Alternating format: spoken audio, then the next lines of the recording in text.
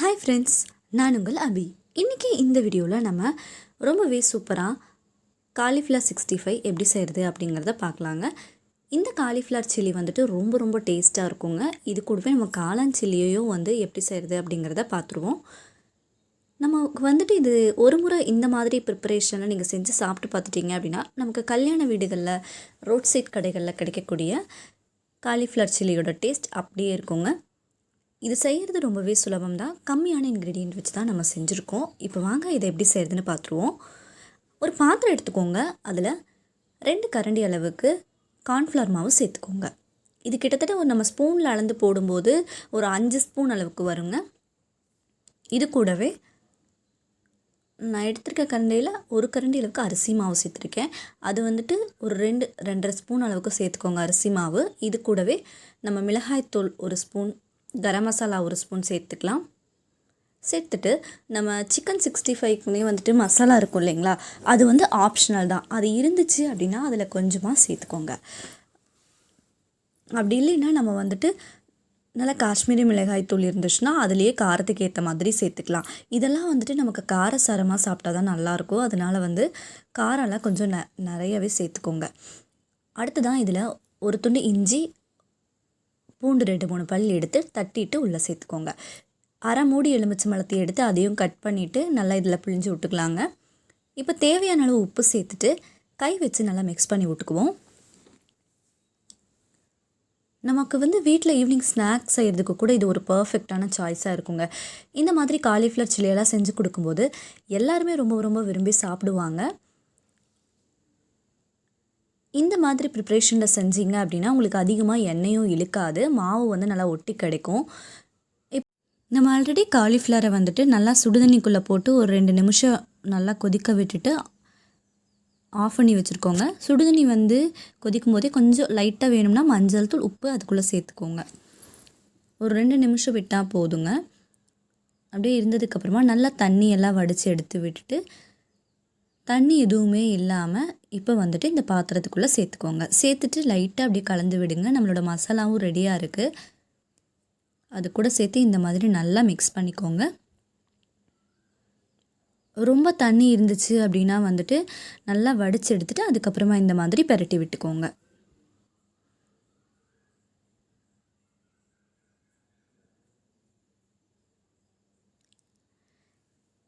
இப்போ பாருங்கள் இது எப்படி இருக்குது அப்படின்ட்டு. இதை அப்படியே நம்ம விட்டுறலாம். ஒரு 15 நிமிஷம் இது நல்லா ஊறி கிடைக்கட்டுங்க. இதே மாதிரி ப்ரிப்பரேஷனில் தான் நான் ஒரு அரை பாக்கெட் கேலன் இருந்துச்சு, அதையும் நல்லா பெரட்டி எடுத்து துவட்டி எடுத்து வச்சுருக்கேன். அது அப்படியே இருக்கட்டுங்க. அடுத்து தான் அடுப்பில் ஒரு பேன் வச்சுக்கலாம். இப்போ ஒரு 20 நிமிஷம் வரைக்கும் ஆயிடுச்சுங்க. அது பார்த்துட்டோம் அப்படின்னா நல்லாவே ஊறிடுச்சு. அடுத்து தான் இங்கே ஒரு பேனில் நம்ம தேவையான அளவு எண்ணெய் சேர்த்துக்கலாம். இனிமேல்லாம் இந்த மாதிரி நம்ம காளான் சில்லி சாப்பிடணும், இல்லை காலிஃப்ளவர் சில்லி சாப்பிட்ணுன்னா கடைகளுக்கு தான் போகணும் அப்படிங்கிற அவசியம் இல்லைங்க. வீட்லேயே சட்டுன்னு செஞ்சு முடிச்சிடலாம். இங்கே பாருங்கள், இப்போ நம்ம எண்ணெய் காஞ்சதுமே ஒன்றா எடுத்து போட்டு பொரிக்க ஆரம்பிச்சிருக்கோம்.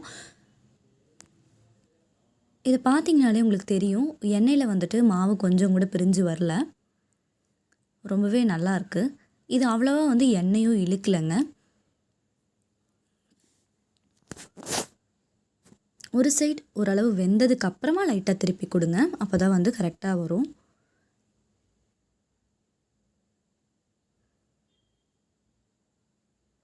கலரும் நமக்கு ரொம்பவே சூப்பராக வந்திருக்கு. இதில் நம்ம எந்த ஒரு எசன்ஸுமே எதுவுமே ஆட் பண்ணலை. இருந்தாலும் ரொம்பவே சூப்பராக தாங்க வந்திருக்கு.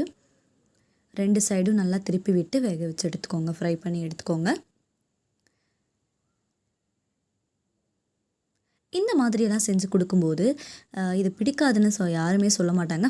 முதல்லே நமக்கு காலிஃப்ளவர் 65 அப்படின்னுலாம் சொல்லும்போது எல்லாத்தோட ஃபேவரட்டாகவே இருக்குங்க. எனக்கும் இது ரொம்பவே பிடிக்குங்க. இந்த மாதிரி செஞ்சு கொடுக்கும்போது நம்ம சுட சுடவே இது சட்டுன்னு காலி ஆயிடும். அந்தளவுக்கு இது ரொம்பவே சூப்பராக இருக்குங்க. இப்போ இதை எடுத்து இனி ஒரு பிளேட்டுக்கு மாற்றிக்கலாம். இப்போ அடுத்ததாக நம்ம காளான் மிக்ஸ் பண்ணி வச்சுருந்தோம் இல்லைங்களா, அதையும் போட்டு பொரிச்சு எடுத்து ஆரம்பிச்சிடலாம். இதுவும் சூப்பராகவே வந்திருக்குங்க. இதையும் எடுத்து தனியாக இன்னொரு பிளேட்டுக்கு வச்சுக்கலாம்.